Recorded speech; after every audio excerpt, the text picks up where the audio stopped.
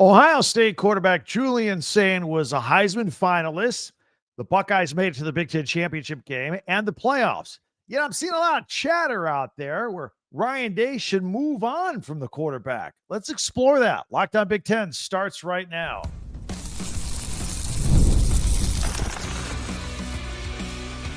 You are Locked On Big Ten, your daily podcast on the Big Ten Conference. Part of the Locked On Podcast Network, your team every day. Welcome to Locked On Big Ten. I'm Craig Shemon, part of the Locked On Podcast Network, now the #1 sports podcast network. Thanks for making us your first listen each and every day. We are free and available wherever you get your podcasts and on YouTube, part of the Locked On Podcast Network, your team every day. Hey, do us a favor, hit that free subscribe button below. You'll be doing yourself a favor because you'll never miss a single episode. And if you could share, like, and follow, that would help us out. And you can hype YouTube videos as well. Today's episode is brought to you by Rouette. If you've been thinking about taking the next step, now's the time. Head to Rouette.com/LockedOnCollege and get 15% off your order for a limited time. Rouette ready. Feel present, feel confident, feel ready. So, moving on from Julian Sayin, what is this talk? Bad injury news for the Oregon Ducks ahead of their game against Indiana. And the Huskers can't get a break on the portal. Plus, we'll have our weekly Big Ten basketball power rankings. But there are some people out there, maybe you're one of them, that think that Ryan Day needs to make a tough decision here and move on from redshirt freshman quarterback Julian Sayin. Yeah, the same Julian Sayin that finished fourth in the Heisman race by completing 77% of his passes, 32 touchdowns, only 8 interceptions, all in his first year, for a team that was ranked 1 or 2 all season long. It's crazy, right? Well, that's life in Columbus, Ohio, in case you haven't noticed, right? These things happen when you lose to Miami by 10 points in the college football playoffs. Most people would say, hey, nice season, young quarterback. He'll get better. Wait till next year. It's really not how it goes at Ohio State. Not there. That's one of the few schools in a country where the coach is literally expected to win every single game. Every single game. But there's a school of thought that Julian Sayin, while great statistically, struggled against good teams on Ohio State's schedule. Now, when I think back on this season, just random thought when I look back at the Buckeyes this season, it seems to me that every week Sayin was completing 80% of his passes, 300 yards, 4 touchdown passes, a couple of Jeremiah Smith, a couple of Carnell Tate. I mean, they were rolling. But then you take a closer look under the microscope. It tells a little bit of a different story. So the Buckeyes had 6 games on their schedule against teams that won 8 or more games in the regular season. So the good teams on the schedule. In those games, Julian Sayin, in those 6 games, Julian Sayin only threw 10 touchdown passes and 4 interceptions and 0 300-yard games. I thought that was kind of eye-opening, right? Again, those were the 6 teams on the schedule that had 8 or more wins. 10 touchdowns, 4 interceptions, 0 300-yard games. Interesting. So some have criticized his arm strength. I mean, he's young still. He wasn't able to really drive the ball out there on the perimeter where you got superstar wide receivers Jeremiah Smith and Carnell Tate and Brandon Inniss. By the way, Carnell Tate going to the NFL. We'll have more on that in a minute. But nobody is suggesting that Ryan Day hit the transfer portal like he did when he told Kyle McCord to beat it and hit the bricks and brought in Will Howard for a one-and-done national championship season. It's very possible that they got their next star quarterback right on the roster right now. And that's 5-star recruit, freshman quarterback, Tavien St. Clair. Buckeye fans know who this is. Look, Ohio State, they collect 5-star quarterbacks every year. They just sit back and see which one sticks. You know, this was the same school where Joe Burrow couldn't get on the field, had to transfer out to LSU. It happens, especially at Ohio State. While prepping for Miami in the college football playoff, the 6'4", 230-pound St. Clair, he mocked Carson Beck on the scout team. And apparently he was turning a lot of heads. Look, I mean, he was on the scout team. I get it. But St. Clair's got a strong arm already, and he can move. That mobility is the added element that Sain really doesn't have in his game. So at some point, it seems likely that St. Clair is going to take over Sain at QB1. And no matter when it happens, it would be an embarrassing situation for Sain. Right? I mean, Sain was a Heisman finalist there, a playoff guy. Is there going to be a switch this year? You're going to bench him? Or if it happens next year when Sain's a junior and an experienced, polished quarterback, at some point you got to put St. Clair in or you're going to lose him. He's going to transfer out. Maybe it happened, 2026, 2027, maybe this spring in April. Who knows? So there's another factor. It's not a really factor as to who's going to play, but I will say that, Sayin is a Southern California kid and St. Clair is an Ohio product out of Bellefontaine High School. So he's got a lot of fans, got a lot of support out there in Ohio. As a senior in high school, he completed 68% of his passes. He threw 29 touchdowns and 4 interceptions. He also ran for almost 300 yards and 9 more touchdowns. He averages 7.5 yards a carry. Again, that's the part of the game that Julian Sayin does not have, regardless of who has the stronger arm. So time will tell who the real QB1 will be at Ohio State, but that time could be shorter than you think. Maybe. Just want to throw it out there. There's some chatter. Read a lot of articles about it. You decide. I know what I saw. I saw a kid go out there and play in his first year, get his team to the playoffs, get his team to the Big Ten championship game, was a Heisman finalist. It's really hard for me to sit back and bench a Heisman finalist. It's ridiculous. But again, it's Ohio State. Things like that can happen there. They can.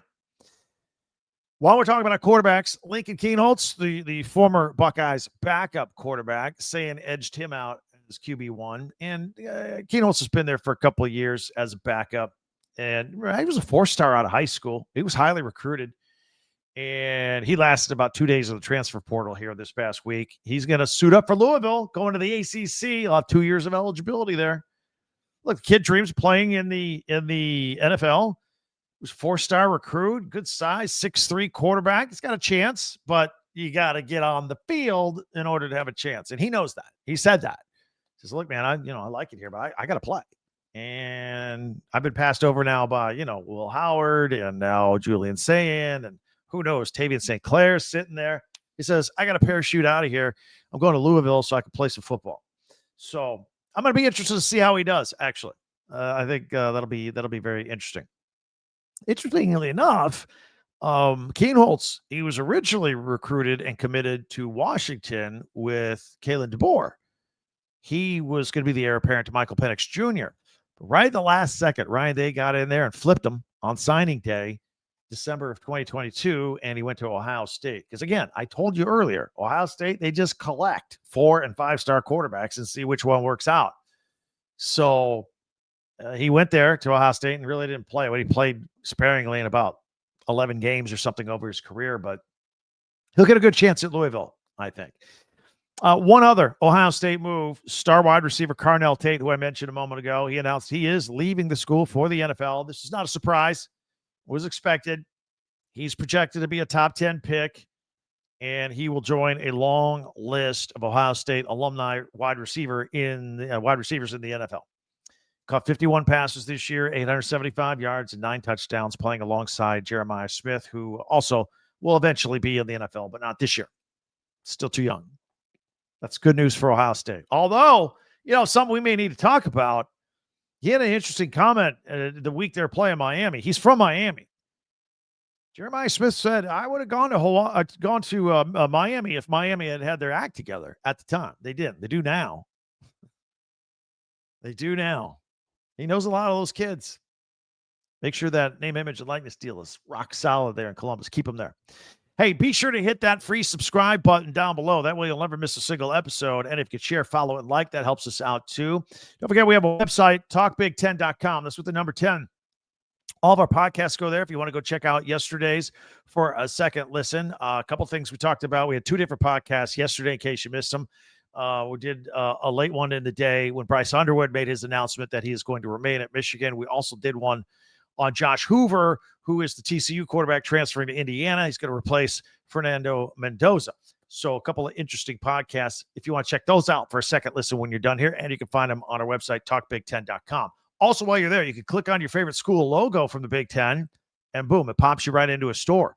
You get Big Ten gear, shirts with your school logo on it, pennants, hats, all that stuff right there at talkbig10.com. All right, a couple other things I want to talk about. Some more portal news that I'm interested in. I want to share with you. And the Huskers, they had their new quarterback until they didn't. Yeah, it was tough. So we'll talk about what's going on with Matt Rule. And bad news for the Oregon Ducks ahead of their game against the Indiana Hoosiers on Friday night. They apparently suffered an injury in the Texas Tech game that we're just now finding out about to a key player. All that's coming up here next in 1 minute on Locked On Big Ten. College football playoffs, they're here. We're in the middle of it. We're beyond the middle of it. We're all about it. If you want to go to these games, check them out. If you want to bet on them, we got FanDuel. FanDuel is giving all customers even more ways to get in the action. Whether you're going to the game, whether you're watching on TV, whether you follow on your phone, you want to get in the action with FanDuel. That's what I do. Check it out. It makes the games more exciting all the time. FanDuel giving all customers even more ways to get in on the action every single game of these college football playoffs, because right now, every college football playoff game, game day, FanDuel users will get a profit boost waiting for them in the app right there, ready to go. So here's what I love about it. You get to use the profit boost on the bets that you already feel good about. You got a hunch, you really feel good about the hunch, get the boost. You can ride with the favorite. And if you think that team is in control, maybe you want a shot with an underdog, think that upset is coming, FanDuel. FanDuel makes games, we're already excited watching games, being at games, checking out games, having a little action on the game. Now that's excitement right there. You can apply the profit boost and go after even bigger winnings. And when you win, FanDuel pays out instantly, which is perfect for playoff football. FanDuel is the best place to get into the action all playoff long. So FanDuel.com to get your college football playoff boosts every single game day. Check it out at FanDuel.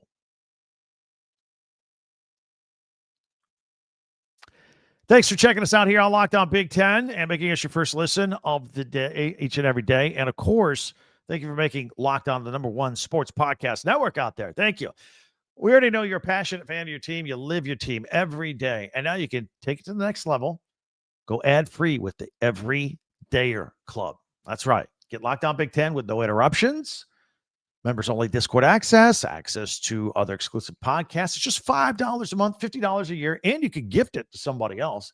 LockedOnBig10.supercast.com or check the link in the show notes and learn more.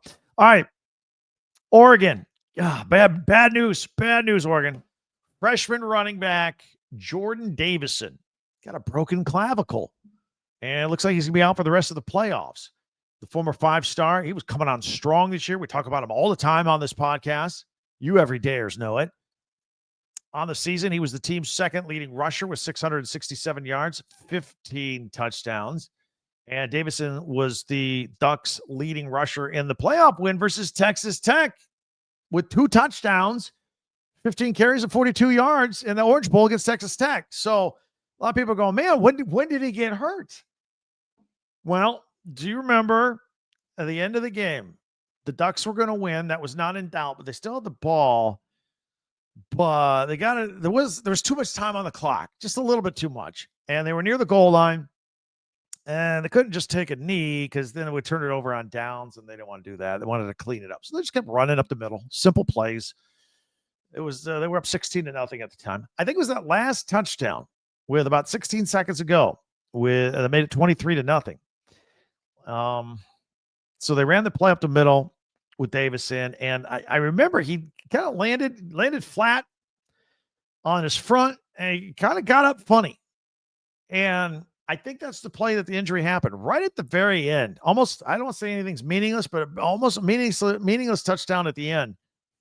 And I've always talked about all year long how the Oregon Ducks have the deepest running back room in the country, and they're still in good shape. They still have Noah Whittington, Deere Hill Jr. is still there, but Jaden Lamar, he's hitting the transfer portal, so he's out. So the 2 of the 4 running backs are now no longer available for the Indiana game. So something to keep an eye on moving forward for that semifinal on Friday night, which we will go live, Locked On Big Ten Live, right after that game, Oregon and Indiana on Friday night. Join us for that. We always have a blast with our live podcast. I mean, I know we're here every day, but we go live after these special games, and I get your real live time comments. You get my raw post-game reaction right there. We'll have 10,000 people join us. It'll be great. And we always get Ducks fans and Indiana fans, whether we're doing their games or not. So join the party right after the game, after the winning coach. Either I haven't decided if the winning coach does the interview or if they have some sort of podium situation, because I know fans like to stick around and watch that. We'll go on after that. It'll be about 11 o'clock Eastern, 8 o'clock Pacific. Yesterday, we told you how Matt Rule in Nebraska got their number 1 portal target in Notre Dame's backup quarterback, Kenny Minchey, until they didn't. A day after committing to the Huskers, Minchey decided, I've changed my mind. I'm going to go to Kentucky. He's from Tennessee, so maybe he wanted to play a little closer to home. Look, this is a good flip for Oregon offensive coordinator Will Stein, who's now the new head coach of Kentucky. He's going to remain with Oregon as long as their season continues, but he's the head coach of Kentucky, and nice flip. Looks like he's got himself a quarterback now. But we'll see. And of course, facing Indiana in the semifinal, the Peach Bowl on Friday night. Minchey lost a close battle for QB1 at Notre Dame this year to freshman CJ Carr, but that's CJ Carr's gig, and so he's moving on.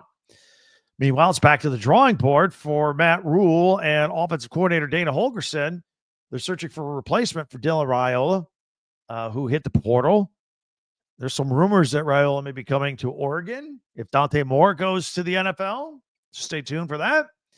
But, he started there for 2 years in Lincoln, and TJ Lateef, the freshman, he stepped up for the rest of the season after Raiola broke his leg against USC, and the Huskers finished at 7-6. I don't know what they're going to do at quarterback at this point. A couple of notes around the transfer portal, because we're always keeping an eye on that stuff. Former Ohio State running back James Peoples has committed to Penn State following his official visit to Happy Valley. He'll have 2 years of eligibility left. Michigan wide receiver Andrew Marsh, like his quarterback Bryce Underwood, is going to return to the Wolverines. Also, defensive back Zeke Berry of Michigan. He was in the transfer portal. He changed his mind. He's going to return to Michigan. So it looks like they're keeping it together there with Kyle Whittingham. Not a lot of mass exodus at this point. And most of the recruits that had signed to come in 2026 look like they're still on the way. So the Sharon Moore firing is over. Kyle Whittingham is stabilized the ship, and they're good. Former Michigan and Michigan State safety Jade Mangum, he has committed to Purdue for 2026. A lot of activity there in the transfer portal. All right, men's basketball. Let's talk about that for a moment, because in a moment we're going to do our power rankings for Big Ten men's basketball. So Indiana is in action tonight. 11-3 Indiana. Now they play at 7-7 Maryland. Indiana always has trouble at Maryland, so this might be worth keeping an eye on. 6:30 Eastern, Big Ten Network. Check it out tonight. And then 9-5 Washington is taking on number 5 Purdue. They're 13-1, and that game is at 8:30 on the Big Ten Network Eastern time. For you out in Washington, that'll be at 5:30. Right as you get home from work, right? So a Big Ten doubleheader tonight, Indiana at Maryland, followed by Washington at Purdue. And then only one women's game, number 19, Ohio State, with their 13-2 record at 13-2 Illinois. That game is at 7 p.m. Eastern on the Big Ten Network Plus. All right. If you are new to our podcast, we always close out with some interesting features depending on the day of the week. Every Monday, we do my top 10 Big Ten observations from the weekend. Tuesdays, we do Tuesday tweets. We did those yesterday. Today, Wednesdays, we power rank stuff. This time of year, we're going to power rank the men's Big Ten basketball standings as we see it. Thursdays, tomorrow, we look at the Big Ten Network. We pull out Big Ten Classics and give you the live programming for basketball over the weekend. So we'll do that tomorrow. And then Friday, we make our picks, our pigskin picks, which will include the Oregon-Indiana game. And then don't forget, after the Oregon, Indiana game will go live. That'll be our second podcast of the day for Friday, but the Friday night one is live. Join us there. So coming up, our power rankings, Big Ten basketball. That's next right here in 1 minute on Locked On Big Ten. Let's talk about something that most men don't bring up, and they absolutely should. There's no problem. Stress from work, money, life. It doesn't just switch off at nighttime. And when it shows up at the worst possible time, Rouette Ready is designed to help you take back control. Rouette Ready is a next-generation prescription treatment created to support both the brain and the body so you can feel present, confident, and ready when the moment matters. Rouette Ready combines 3 clinically proven ingredients in 1 mint. It dissolves under your tongue, you absorb it fast, and you are good to go. Over 150,000 men have already made the switch to Rouette Ready. Most men are ready in about 15 minutes on average. So again, you can stay present, confident, and in control when the moment is right. If you've been thinking about taking the next step, now's the time. Head to Rouette.com/LockedOnCollege. That's RUGIET.com/LockedOnCollege and get 15% off your order for a limited time. Rouette Ready. Feel present, feel confident, feel ready with Rouette Ready. Thanks for checking us out here on Locked On Big Ten. All right, it is time now for our Big Ten, men's Big Ten basketball power rankings for this first week of January. I'm going to put them on screen. If you are on audio only, Apple or Spotify, don't worry. It's just a list with logos and rankings. And we'll start off with the first 10 in the Big Ten. We've got Michigan steady and strong at 13-0 in the number 1 spot. Dusty May doing a great job. Now, full disclosure, as we tape this the night before, Michigan is taking on Penn State as we speak. I would expect them to win that basketball game, remain undefeated, but you never know. Purdue sitting at number 2 at 13-1.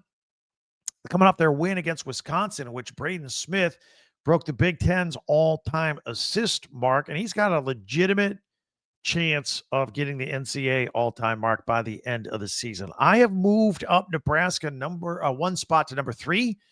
Look, man, they are 15-0. Had the win at Ohio State on Monday, and they are rolling. I got them ahead of Michigan State, who's at number 4 because they beat Michigan State.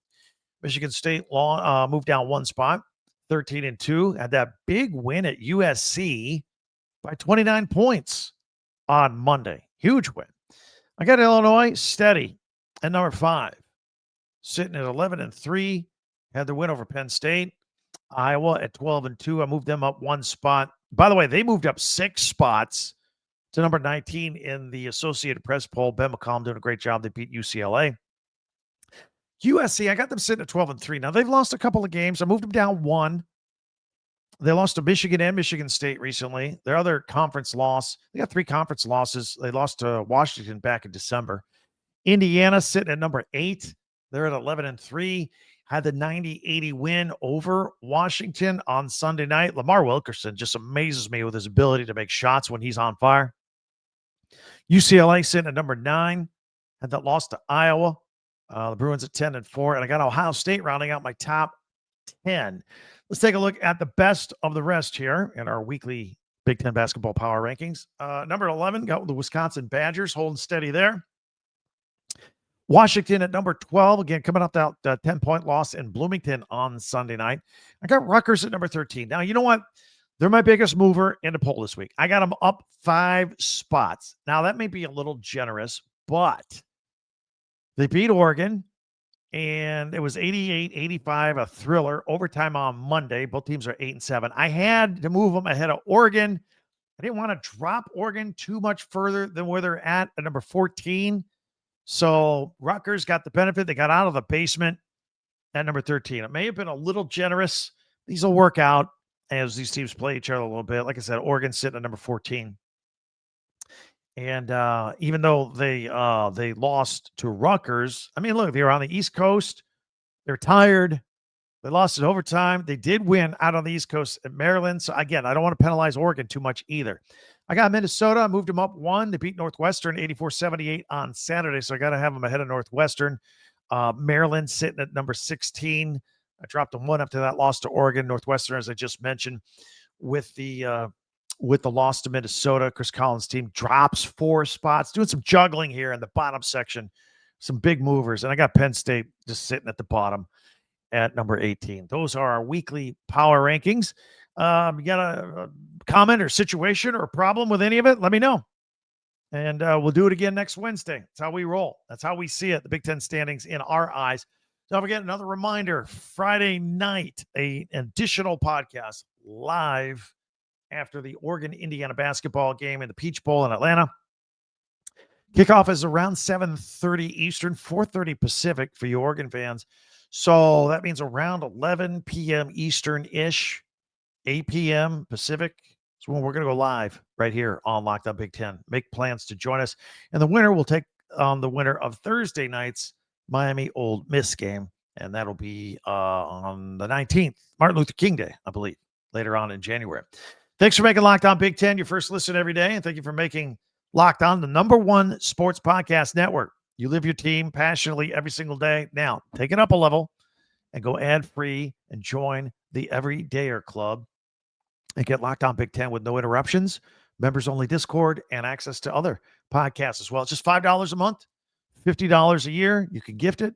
Go to lockedonbig10.supercast.com or check out the show notes for more information there.